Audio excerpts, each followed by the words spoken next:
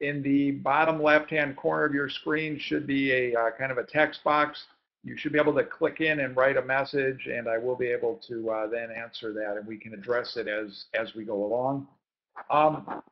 So first of all, let's talk about strategy.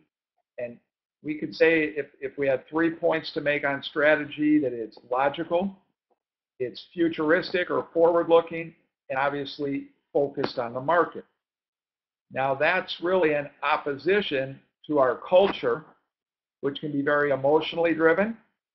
It's developed over time, right? So it's historical, and it's more people focused. It's evolved from the people in the organization, not necessarily the CEO. On the next slide, we're going to talk about the influence the CEO has, but it's important to realize that the culture is made up very often of subcultures in larger organizations, but it's not just the CEO, okay? So when we're going to consider changing the culture, one of the biggest problems I found that I'm trying to overcome in the methodology I want to talk about today is what I call the other guy syndrome. And it's pretty much what it sounds like. I think everyone believes their personal traits, behaviors, their habits have contributed to their success, especially if you're in a leadership position. And therefore, most people approach any sort of cultural change as it's not me that has to change, it's the other guy. And we all end up with a little bit of a Teflon shoulders sort of approach because we're thinking it's somebody else that has to change, okay? So that's very important to overcome. Now, of course, there's open-minded people in the organization, some leaders that realize some of their traits or behaviors might need to change, but generally we're either waiting for the CEO to miraculously do something, or we're looking over at the other guy. And the unfortunate part of the other guy syndrome is the other guy is thinking the same thing. Hey, my behaviors, my traits are what's got me here. These are pretty good things. And he's waiting for the other person to change. So this kind of Teflon shoulders approach is part of the problem.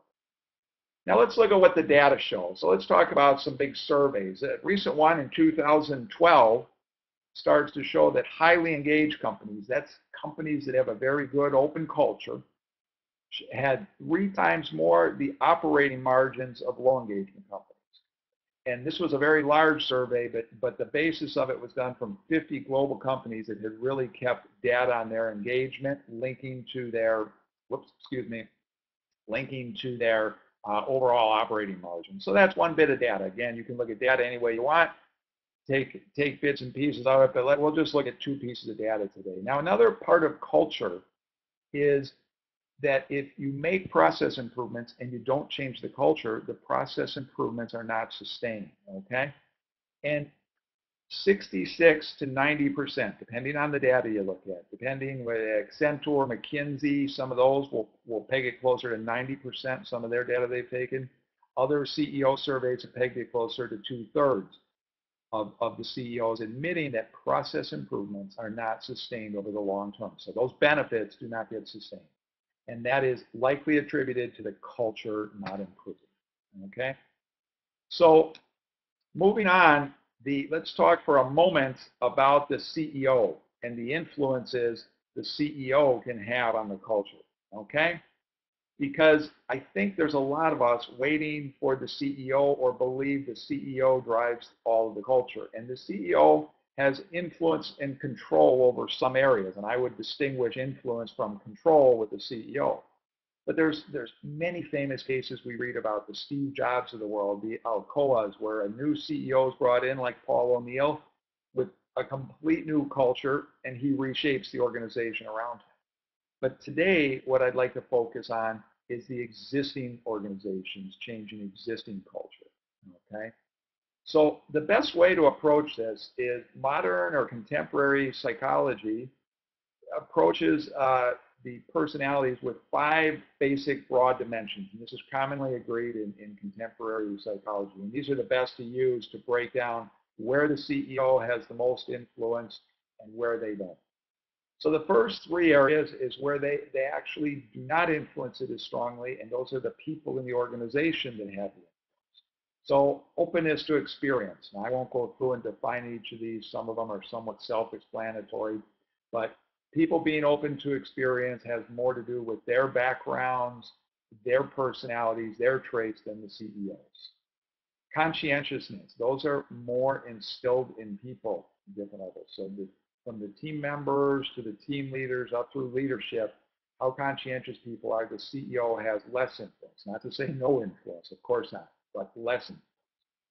And one of the other dimensions is the extroverted people, extroversion. That's how almost outgoing are you. And again, that is somewhat, whether you're the quiet, shy type or the extrovert, that is more of a personal trait or characteristic. And whether groups have more or less of that depends more on the people than kind of the CEO. All right. Now, you need groups balanced in all of these. If you have all extroverts in a group, you have a nightmare to get anything done. If you have no extroverts in a group, you will have no natural leaders. But it's the next two areas, agreeableness, first of all, where the CEO has more control or influence, okay? And agreeableness could be, you could define it as friendly, compassionate, cooperative, okay?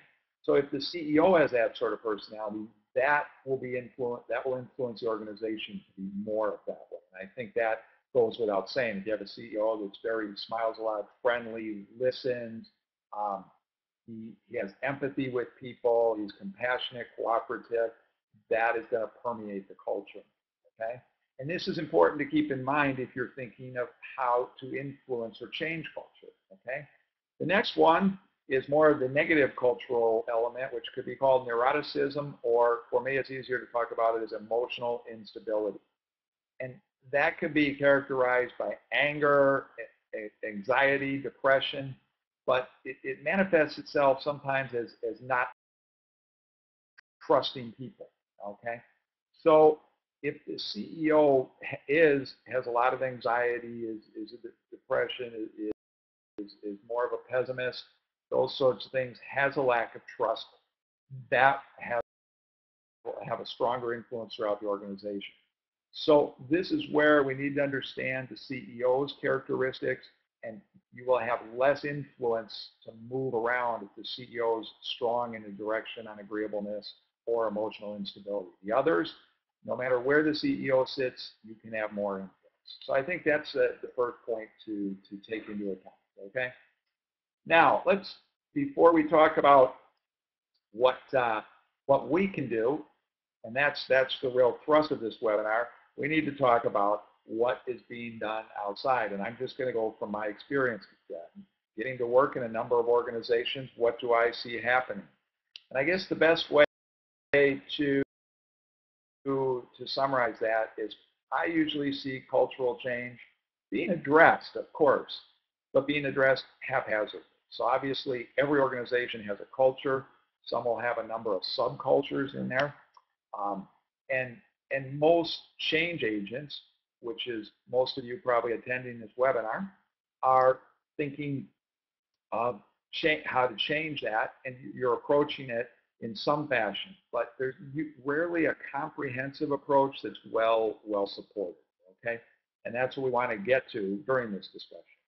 One of the interesting points I see is a lot of times human relations in the hiring process is approaching this through personality assessments as a screening tool for potential hires, okay, especially if they're going to be in a leadership role of any kind, okay?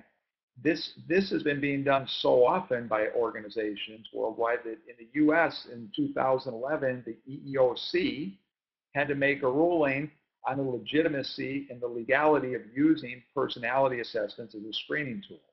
Naturally, people who didn't get the job, one of their blames was, hey, I didn't do well on that personality assessment, okay? And these are assessments developed by HR people and psychologists to help quantify your personalities, okay? And there's many of them available out there, all right? Some very older ones and some much newer ones. But again, think of that. There's so many people using those that they're using it in the hiring process that the EEOC had to rule, and they did rule that they could be used as long as they're treated fairly. This is very different than how I will describe using personality assessments as a tool with existing employees, because here the results aren't shared and they're used often in a negative way to screen people and to filter people into not doing the job. These can also be positively used in a change process to understand your current traits and behaviors in a private fashion, and then you can share that if you like. But we'll touch on that again later on. Okay. I've also seen, for example, companies starting a new team leader program. Maybe they don't have team leaders, they're putting them in place, and part of the training program works on the soft skills, not just the technical hard skills.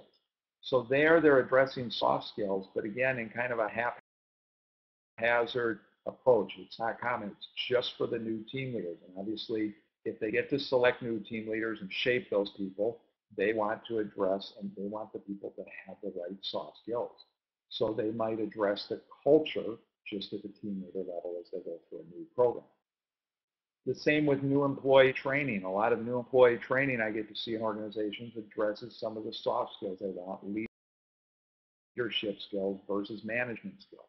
Again, very good things, nothing wrong with any of this, but it's not addressing everything. That's just covering new employees. But the point above is just covering this team leader program. So you end up with some pockets of success, but obviously any change agent attending this knows that pockets of success, if they're not shared throughout the organization, have their own reasons.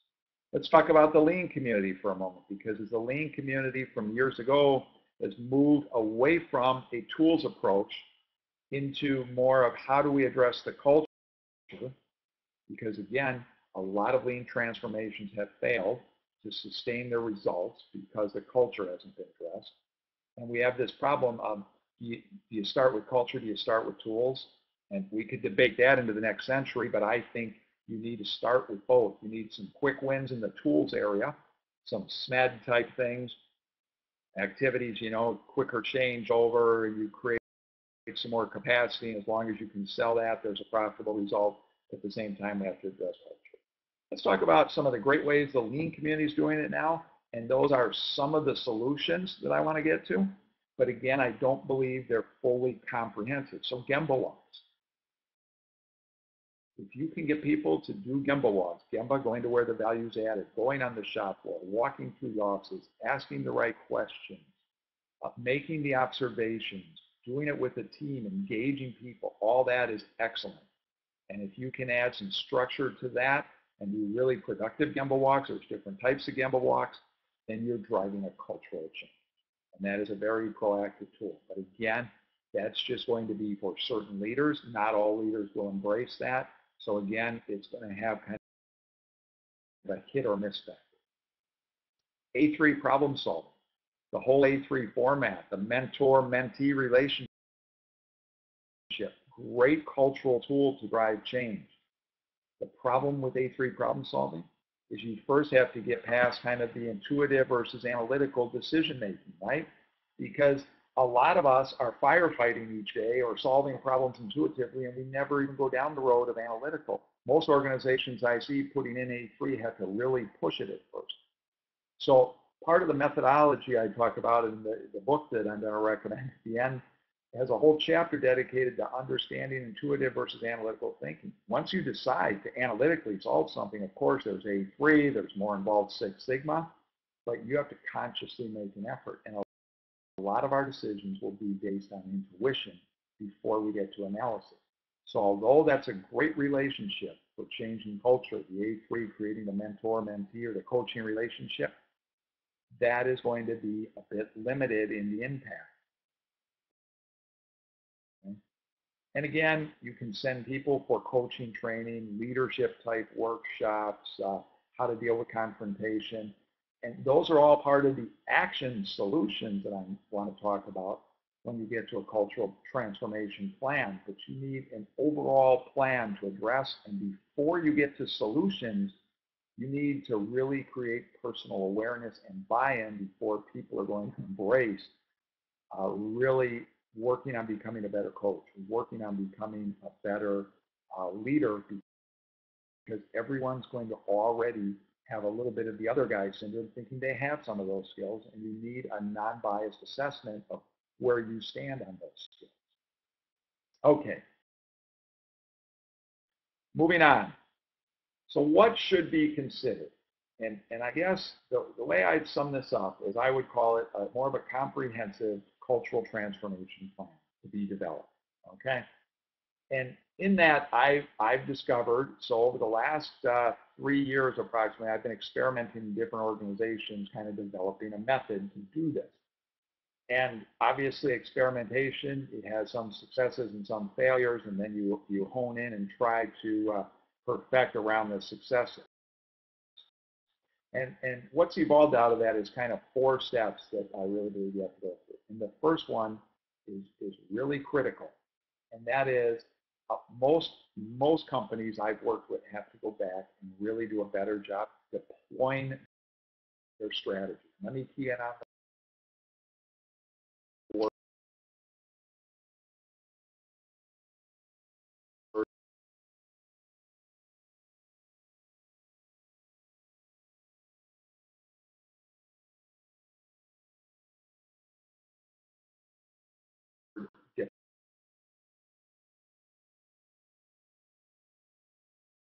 deploy.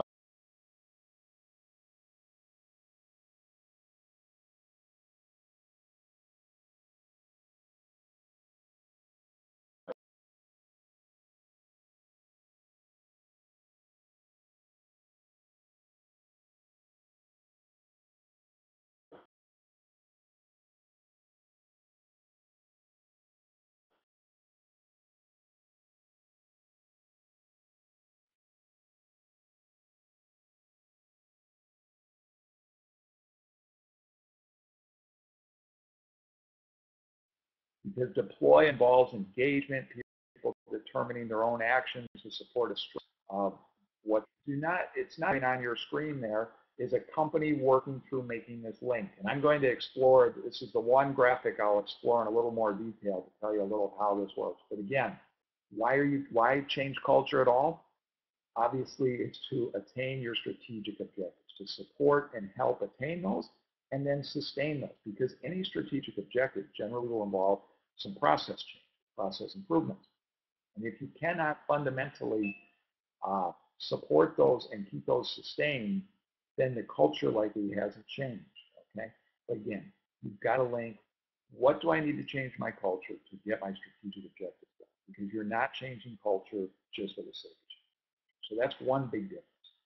The second one is you need a way to individually and almost privately assess your current traits and behaviors. And obviously this has to be non-biased. It's got to be some sort of professional method that you can reflect on and possibly agree with. Where do I currently stand? Because what's been proven by the HR people and the psychologists and sociologists, we are not good. We are actually terrible at assessing our own traits. Okay? Therefore, what we really need to do is assess the traits and behaviors in a non-biased way. We should do that privately and individually, and then if we want, we can share that. But if you then develop any faith in those results, you can investigate actions to change those if they're not in line with your personal goals and the company. All right, so now let's jump to the major steps that I've refined to this point, and I plan over the next years to continue refining this method with a proven methodology that developed over these years and is making a good start in a lot of companies, has 4 steps. And again, the first one, ensure the strategic objectives are properly deployed. And strategic deployment is also called policy deployment. I personally don't like that because it sounds very bureaucratic. It sounds like we're deploying some sort of government policies. I like to call it strategic deployment. Those of you that are big on Japanese words and tricking up will call it Hoshinkanri. But Hoshinkanri is really when the Japanese had Drutker over in the late 60s, early 70s, and they really just took strategy deployment and put a good plan, do, check, act loop to follow up on it, and they called it Hoshinkanri. But I don't want to play with semantics here. As long as your strategy deployment has a good follow-up loop, I would say it's the same as Hoshinkanri.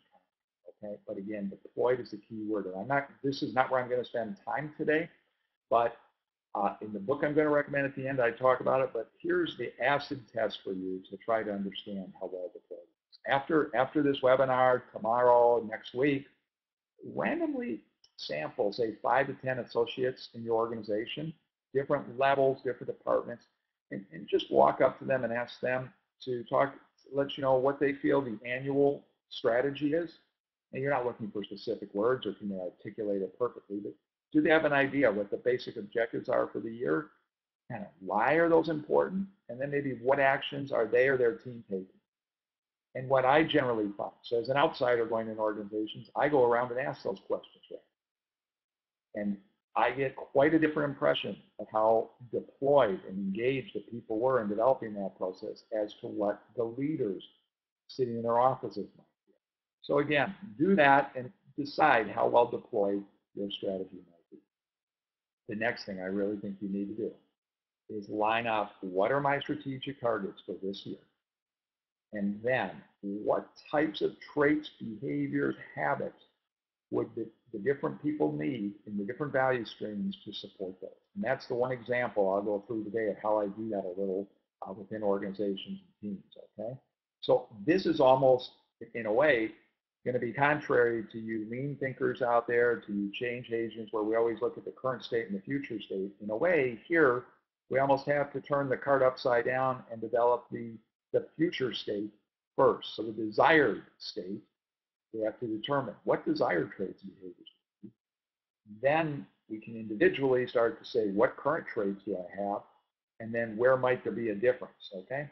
So this step 2, I'll talk about in more detail in the next slide. The next step then is obviously to create awareness of our personal traits and behaviors. And there's all kinds of great ways to do this. Let me give you one quick example. Created by a German in the 14th century. It's called feedback analysis. Obviously, the German probably didn't call it feedback analysis. He had some German word for it. But feedback analysis roughly is when you make a decision or you're taking a direction on something as a leader, write down your hypothesis of what you think is going to happen. But you have to write it because otherwise you're too likely to be wishy-washy and change it. So you write specifically what you feel is going to happen. You do this over a long time. So each time you make a decision, take part in the decision, you write your hypothesis. And then you see what happens over the next month and compare the actual to your hypothesis and start to determine where you're better at making decisions. Now, obviously, you don't want to share this right away. This is keep a little scrap sheet of paper in your desk.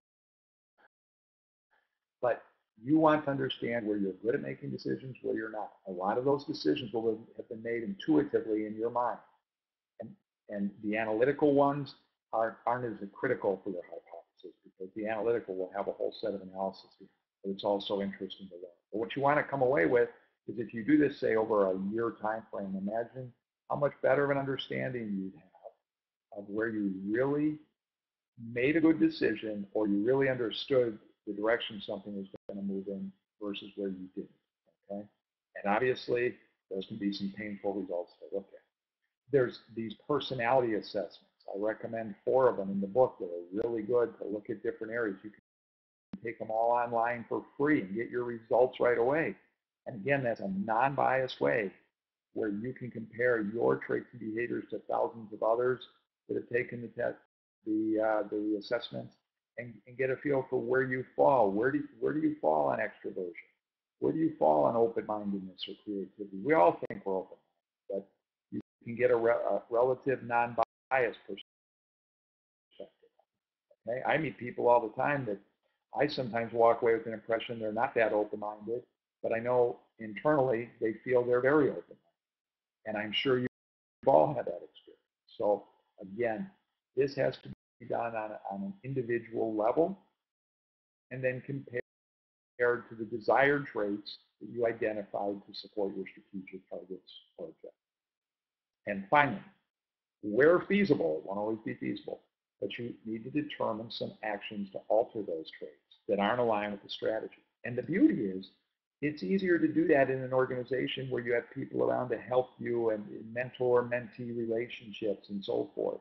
If you have a habit of speaking out of turn or sometimes opening your mouth and putting your foot in instead of really listening, so you have a listening versus speaking disengagement, you can have others help and monitor that. If you're going to be that open and sharing, get them involved.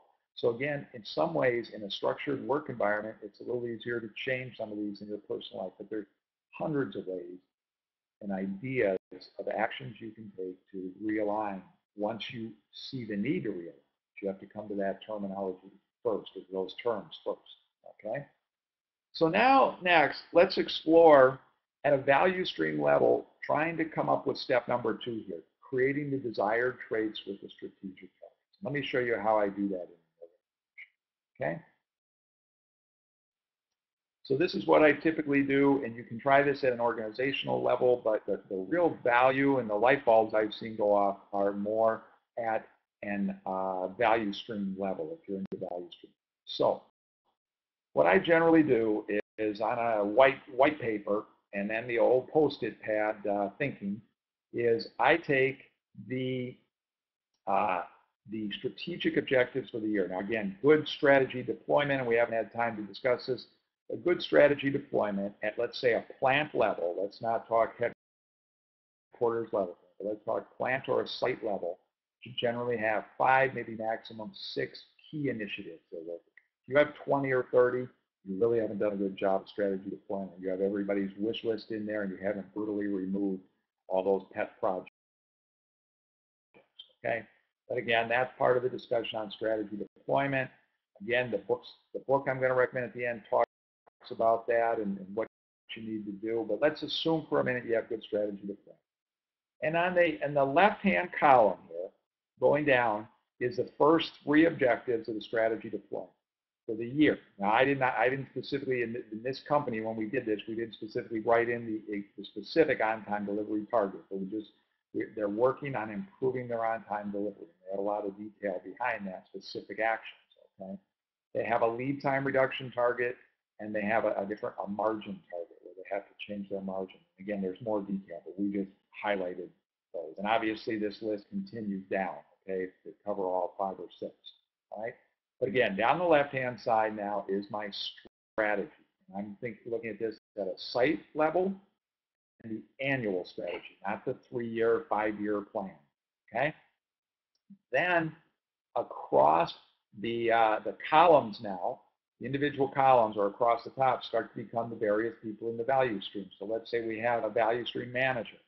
Maybe we have one person doing the quotations, or we have more. And maybe we have one engineer, we have a number of engineers in the value stream. Those are the columns going across, okay? And obviously, this is just a little snippet of a bigger matrix, okay, that I showed a few slides back. Then under each quadrant where the 2 cross, so let's look at the value stream manager for on-time delivery. In this organization, they said for the value stream manager, what soft skills, what traits and behaviors does that value stream manager really need to meet this on-time delivery target? He's going to need some coaching abilities, because on-time delivery is not only affected by his department, it's affected by sales, it's affected by available capacity. He might be sharing processes with another value stream, okay? So, coaching abilities. They said he's going to need empathy, empathizing with people, listening to them that they're heard, because it, again, takes people from a lot different parts of the organization to really get the on-time delivery up. And if you don't empathize with people, people don't tend to become engaged in helping change, okay? They believe that you think you know it all, and you're going to drive changes in a command and control style, okay?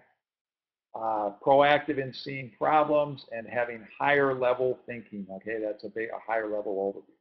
So again, is there any perfection here? No, but in this case, this organization that we did this in defined 4 desired traits that they felt, soft skills, not necessarily hard skills, soft skills that the value stream manager needed to help in on-time delivery.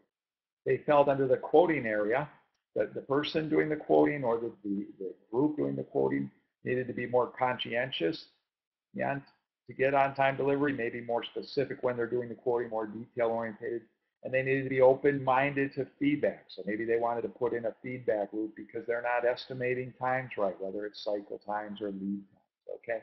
but I think you can see where I'm going. So what you should end up with out of this is really the future state you want to get to.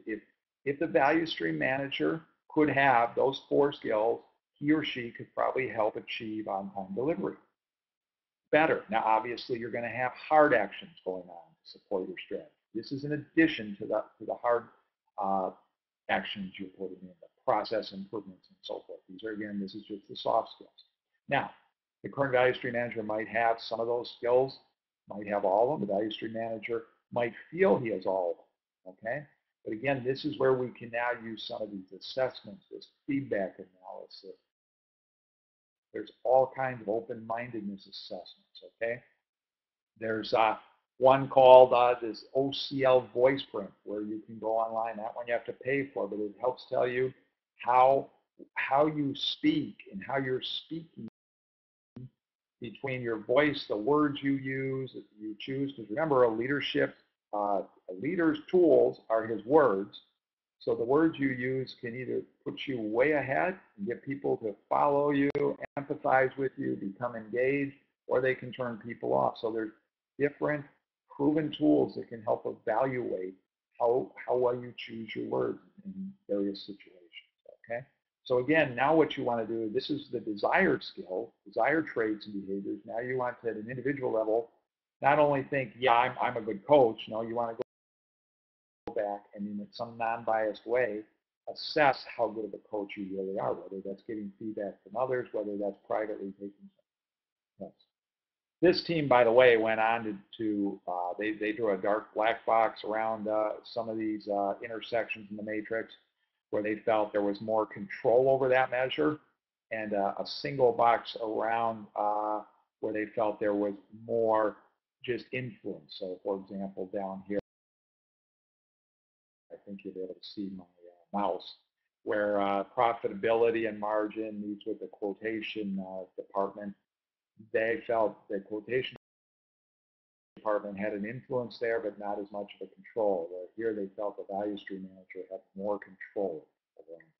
Again, a little semantics playing with those words. Okay, so let's move on here. Now I guess is where you get the sales plug on thinking about what can you do going forward. And I'm basically going to point you in the direction of the book I've just put out, where I share in a lot of detail what I've learned working with companies and what's worked and what hasn't. So the book is called Culturally on Plan, and I just want to spend 5 minutes at the end here going through what you could do to kind of read this book. Instead of reading the entire book in complete detail, there is kind of a way to skim read it and then do some tests throughout. So I think I would recommend for everyone to read the first chapter, and that's kind of I think there's 11 reasons I quantified based on my experience and people in the lean community that I'm very familiar with, why most fail when they go into some kind of lean transformation, lean journey, continuous improvement journey. And I think that's an interesting chapter to read with a highlighter and a pen, and highlight as you go through the book where you see your organization making some of those same errors or struggling with some of the same issues, okay? And again, I'm really looking at failure is why organizations aren't able to sustain process improvements, or why they aren't able so much to reach a breakthrough. Remember, a breakthrough objective, you should only have 1 or 2 of those a year, but that's really a thinking outside the box. And to reach a breakthrough, you fundamentally need something to change in the culture, or you probably would have reached it already. And those are the Googles and the Apples, or the high-profile issues that, you know, have these breakthrough objectives they reach. But every company should be targeting, you know, some continuous improvement objectives every year and some breakthroughs. And I distinguish those differently. And I disagree with a lot of the strategy deployment gurus and Hoshin Conry gurus that only talk about breakthroughs. No, in a good strategy deployment, you have a mix of both. And the reality is you can only work on 1 breakthrough a year if you're lucky, maybe 2. The rest of them are going to be just to improve some of your other numbers and measurements, right? But again, if you read why others have failed, and then the method that the rest of the book talks about focuses on 3 of those reasons, that if you focus on those kind of top 3, it'll address most of the others. But again, that's a good chapter. Take a highlighter or a pen, you go through the book and you say, hey, I see our organization struggling here. Because again, you want to use learnings from others' failures to try to avoid the same mistakes. Then, depending on if you go out and do this random assessment I talked about earlier, where you ask people to, the 5 to 10 randomly chosen people in the organization to let you know what they feel are the strategic objectives and what actions they're undertaking, depending on your results from there, if you feel your strategy is not very well deployed, and again, my experience working in organizations is most are in that boat, if that's what you feel, then you should go ahead and read chapter 2, which talks about kind of outlining how to properly deploy it. Now, as this is somewhat of a guidebook, I would skip chapter 3 at this point, which goes into the detail of building the annual strategy deployment matrix. And it talks about not using X matrices. Any of you attending the webinar that have used an X matrices probably know that a lot of people struggle with those. So in chapter 3, I go into some better tools and show examples of other organizations working through them. But I wouldn't read chapter 3 necessarily in the beginning. Obviously, when you're guiding someone through that discussion, that's a bit dry. So I think I'd read chapters 1, 2, and then maybe you read or skim read chapters 4 through 10. That's really how to create the cultural transformation plan. Chapter 4 begins with distinguishing between society's cultures and organizational culture, because some people, feel the Japanese have done better, in like a Toyota example, because of their country's culture. My personal experience is I worked in a lot of countries and I've gotten to see success at driving organizational culture change irrelevant or disconnected from the country's culture. But every country, their culture has things you can use to your advantage, and then there'll be some disadvantages in that country's culture into directing the organizational cultural change. But again, this method is not based on a new CEO coming in, because that's a whole different ballgame with cultural change. This is in your existing leadership team working to drive and make a cultural transformation change. Now, obviously, I could spend a lot of time talking about if the CEO really buys into and supports it, it's going to happen a lot quicker and so forth. But there's also the argument that whatever level you might be in the organization, if you can get a pilot, a pocket of success going, the data speaks very loud and probably can convince your CEO, if he or she's not convinced already to put effort into it, that there is payback to a cultural transformation plan on a bigger scale, having each value stream determine their desired traits on an annual level, and then trying to make some improvements towards assessing their current traits and taking action. Okay? As you go through the reading of the book, I would say try some of these self-awareness and self-assessment tools yourself.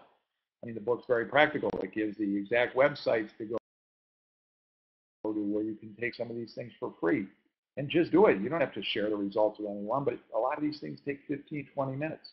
And reflect on, hey, did I learn anything new about my own personality, my traits, my behaviors, my habits? Do I agree with what I've seen there? It'd be great if you could get your CEO to do some of that. Oh, wouldn't it be great if they publicly share what they learned? But that's probably pushing to another level. But in the beginning, just try the self-assessments and the self-awareness things and things like this feedback assessment, open-minded assessments. Maybe spend a few dollars doing this voice print and to see how your speaking abilities really work towards a good leader's abilities to drive change. Okay, so there's a lot of tools out there that a lot of people have put years and years and years in developing. And you'll see the 4 personality assessments I recommend. Some are newer, some are older. Some have a new version out that I talk about a little. Try them, play with them, see. Pilot some of these ideas on your own level. And then I think, you don't need to read chapters 11 and 12 at the end, which is a sustainment and a follow-up at this point. Then go back and reflect and consider maybe doing some experiments in your organization. How could you start building consensus around putting the effort to make a cultural transformation plan that's aligned with your strategic objectives? Obviously, the title of the book is, culturally on plan is getting your organizational culture aligned with your strategic. And that involves all kinds of things like your intuitive versus analytical thinking abilities and reflecting on those. It involves leading without power. It involves creating a learning organization. So again, here I'm just at the end to wrap up, giving you a discount code that I can offer for the book and a website where you can buy it using that discount code. And then I'm just throwing out what some others have that have read the book, and some of the other companies that are using it, what they feel. Here's one of the global directors from Whirlpool, saying he endorses the book, gives you a solid approach, try to move ahead with his team. He's excited. Lazy Boy, jumps to the level of changing behaviors. Northrop Grumman, a book to be used. So I guess trying to get the point across, it's practical. And it's a good book whether doesn't matter whether you're manufacturing or service. It should help everyone. I guess at this point I've taken up my time. I'm pretty much finished. I don't see that I have any questions here. So I think with that I'm going to end the webinar unless a question comes in quickly here at the end. But I hope you see the value. And again, the purpose of the webinar is to go away and reflect on how could you start this in your organization? How serious could you get on building this cultural transformation plan? And then the methodology I'm introducing is a very practical, pragmatic way developed to go about and do that. But again, the biggest differences are you need to create a non-biased awareness of people's current traits to avoid the other guy syndrome. And you need to link any work you're going to do on culture to the strategic plan. If it doesn't support strategic objectives, there's no way management's going to support it. If it's not helping a manager reach his or her goals, I don't see any hope, because culture is a fuzzy, soft topic to explore.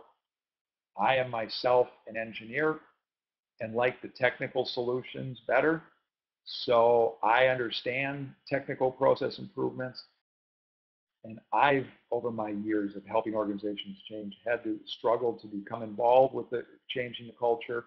But I know it's needed for success and especially to sustain those process improvements. So again, hope you found it helpful. This will get posted on YouTube if you want someone else to watch it. Should be available on YouTube. I have a channel on YouTube. It's Greg Lane. You can look up on YouTube.